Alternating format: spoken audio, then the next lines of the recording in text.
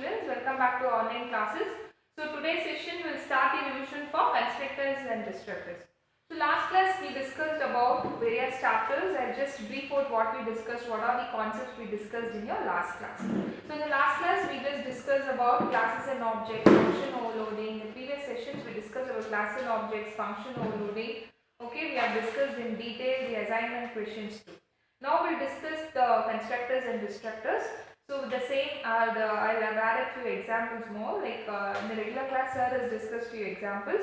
So whatever the examples I have given in your textbook, in a prescribed textbook, we'll discuss that examples too in this revision class.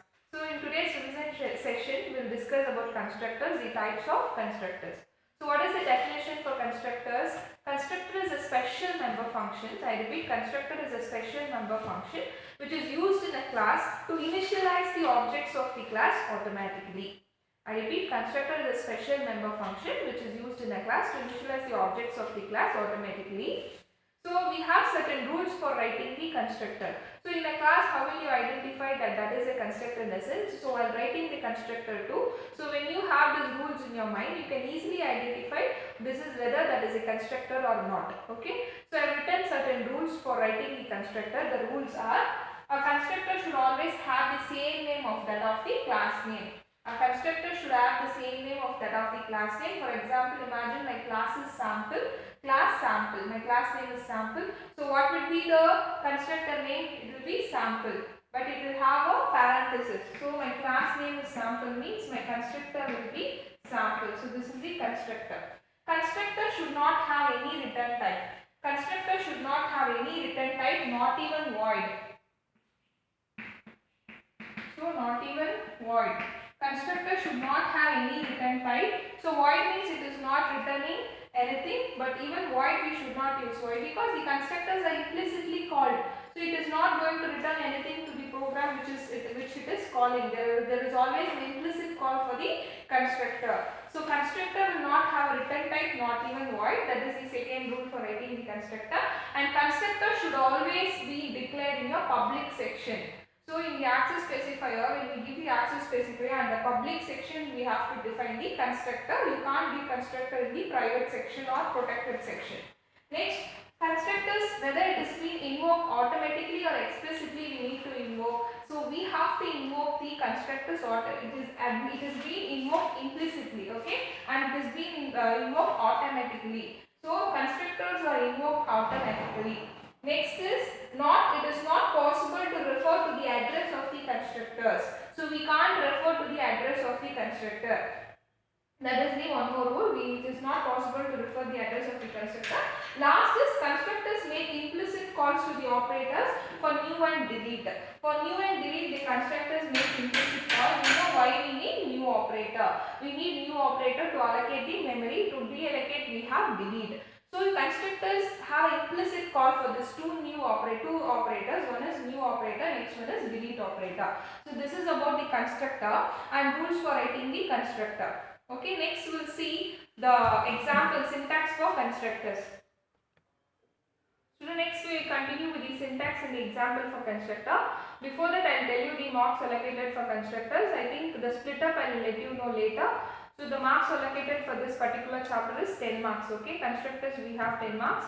So in your revised syllabus we have it for 10 marks. From this chapter, the questions what we can expect is for 10 marks. But the split up, like what is how many 1 mark and 5 mark, I will let you know later. So we'll start with the syntax for constructors. So what we are seeing. First we have seen about the definition for constructor, rules for writing the constructor. Now we will see the general syntax for constructor and with an example. Okay. So what is the syntax for constructor? Constructor will have a class name, and constructor, I tell one more point about constructor. Constructor can be defined within the member functions or even outside the member functions, but it should always be defined in a public section. Okay. So we have class name, scope resolution operator, class name. So this is about your the syntax for constructor. For example, you have a student as a class name. So the constructor will be student and will have a parenthesis. So here within the braces you can fill the statements. So what will be the name of the constructor? It will have the same name of that of the class name. Just I have written, I have just shown you an example. This is only an example. So this is syntax. Okay. So here I have taken one more example. So that is the class, we have the class name as test, and we have the data member int m, x and y. We have the member function. The member function, what we have the member function. So before writing the member function, so I have then defined the constructor. So this is your constructor. So I don't have place here. So right here this is nothing but your constructor. How to identify there is a constructor or within the class name? So it will have the same name of that of the class name. We have a parenthesis. So it will not have the arguments within the constructor. I will tell you why we don't have the arguments. So there are different types of constructor. One is default constructor, copy constructor and parameterized constructor. So in the default constructor will not have any argument. So we have a constructor. See the rules for writing the constructor. I have written test as the constructor. So it is not having any return type, not even void. Okay. So it will have the same name of that of the class name. The constructors are invoked automatically. The constructor is defined in the public section. So now I am going to initialize the object x is equal to 0, y is equal to 0. When you are not using the constructor in your program, the default constructor has been invoked by the program automatically. So this is how we will define the constructor in your class. I repeat, we have a class called test. We have the constructor. You can compare the rules with this example. It will have the same name of that of the class name. It will not have any return type. So before this constructor, we don't have any return type. Why? Because it is being implicitly invoked by the program itself. We don't have any return type, not even void, and it is always defined in the public section. Constructors are invoked automatically. If you want to allocate the memory, it will use the new operator. If you want to deallocate memory, the constructor implicitly will call the delete operator. Now constructors, why it is the main purpose of using constructor is to initialize the objects in the class automatically. So I have given two variables x and y. I have initialized it to 0. So this is the example for constructor. This is a complete program. So student, next we will discuss one more example. So I have just written a complete code with the main functions I have written. So we have a class called counter. Why? Because I am going to initialize two objects. I am going to call my constructor. So I just define the member function as increment counter and get counter. So only the class name is self-explanatory. I have given the class name as counter. I repeat, the class name is counter. Now we have in the private section I have a public section I have counter. Now this is your constructor. We are aware of always constructor should be declared in your public section. It should not have any return type, not even void, and whether it is having an argument or it is not having an argument, that will identify the types of constructor. Now at present we don't have any arguments which we are passing to the constructor, so it is nothing but a default constructor. So here I am initializing a to 0. Now I have member function, increment count and get count. So where your program execution will begin, always we know that the program execution begins from the main function.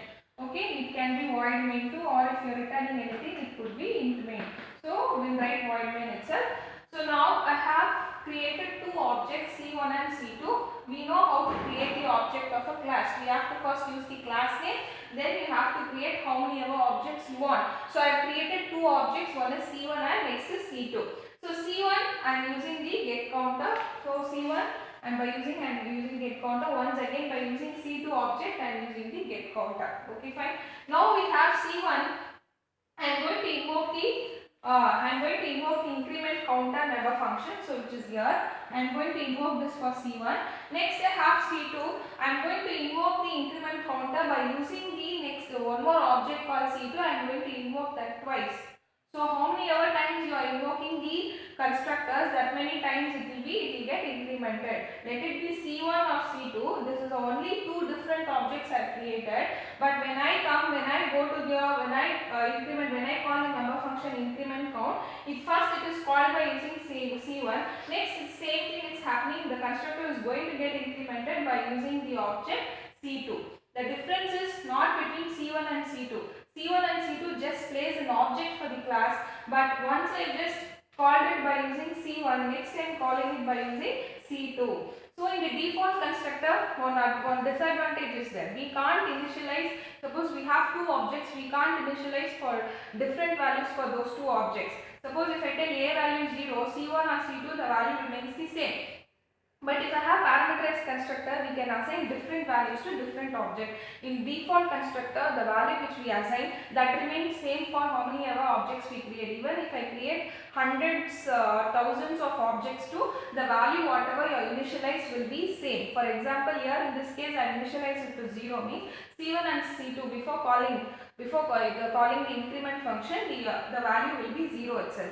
So we can't assign different values to different variables. This is a disadvantage of default constructor. Wherein in parameterized constructor, we can assign different values to the different variables. So what is constructor? It is used to initialize the objects of the class automatically. So here we are giving the a value to 0. Next I am calling c1 to increment counter. Next I have c1. c1 is get count. So what we have? Get count. So get count will always return a. Next we have c2. c2 is also having get the counter. So before getting the counter, how many times I will invoke c1? That is only one time. How many times I will invoke c2? I will invoke 2 times. Okay, but the object remains same. The value first it will be 0. Next it will be incremented twice. Okay, that is about the constructor example. So what you have to keep in mind, now I am initializing a value to 0. So why we are using constructor? To initialize the objects of the class. So how many ever times you call the constructor by using different objects, it remains the same, the value remains the same. But what operation it is doing? Now it is incrementing. So if the value gets incremented, initially it will be 0, then it will be incremented to 1, next it will be incremented to 2. Okay. Next we will see the next concept. So next we will discuss about the types of constructors. So what we have discussed? We have discussed about the constructor definition, rules for writing the constructor, syntax, and we discussed the examples. Next we'll move on to the types of constructor. We have 3 types of constructor. One is default constructor.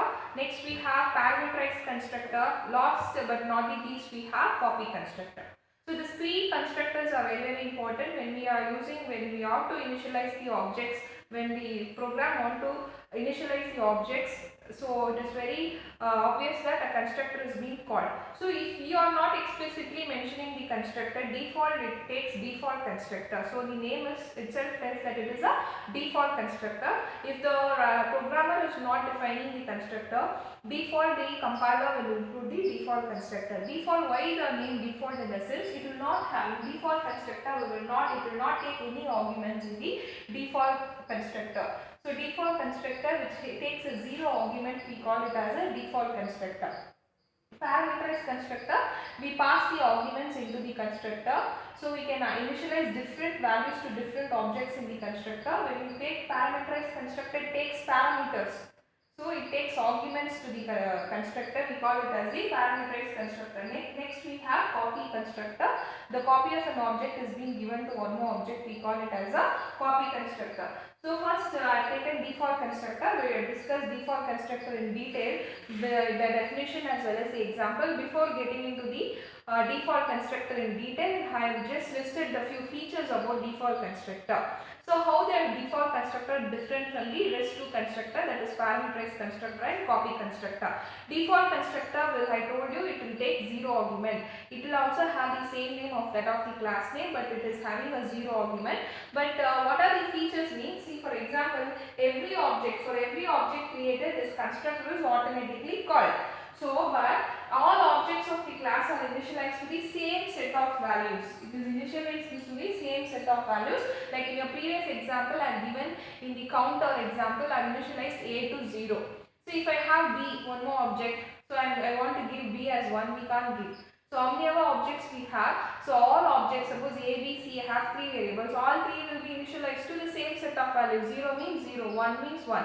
So whatever value we give for one object, that is being given for all the objects. So all the objects are initialized with the same set of values. So this is one disadvantage. Why? Because we can't give different values to different objects. Next. So the same thing they have just start. If different objects have to be initialized with different values, it cannot be done by using the default constructor. This is a disadvantage. So two things we have to keep in mind. The main feature of default constructor is it will not take any argument, zero argument. One more thing, it initialize the constructor with same set of values. Next, if you want to initialize with a different set of values, default constructor fails there. So these are the features of default constructor. So default constructor is also being invoked by the class automatically. Next, we'll see the example for default constructor. Next we will see the example for default constructor. So I told default constructor will take zero argument. Okay, it will also have the same name of the class name. Now we will see. So these are the data types we have included. After that we have a class called student. So we have both the public section as well as private section. In the public section, private section usually it will be the data member. We have the register number and name. These are the private data member. In public section, I have just declared the student constructor as well as have given the member function like void display. Okay, but here you see I am not defining the constructor inside the class. I told there are two ways of defining the constructor. It can be inside the class as well as outside the class. One difference is if you are defining the constructor outside the class, you need to use the scope resolution operator. That's all. If you are doing it inside, you need not to declare by using scope resolution operator. Directly you can initialize the objects. When you are defining the constructor outside the class, you need to use the scope resolution operator. So now we have identified this is our constructor. So what is a constructor? Student is a constructor. Why? Because it will have the same name of that of the class name. Next, one more member function I have display. Okay, now the student constructor I ended my class here, I closed my class here. Now I am going to define the constructor, I am going to declare. Now I am going to initialize the register number to 0. Why I used string h in the sense? Why? Because we are using a string function, string copy. Okay, string copy, name I have given as a book. Okay, name comma, what is the name? We have two fields, name and book. Okay, so string copy.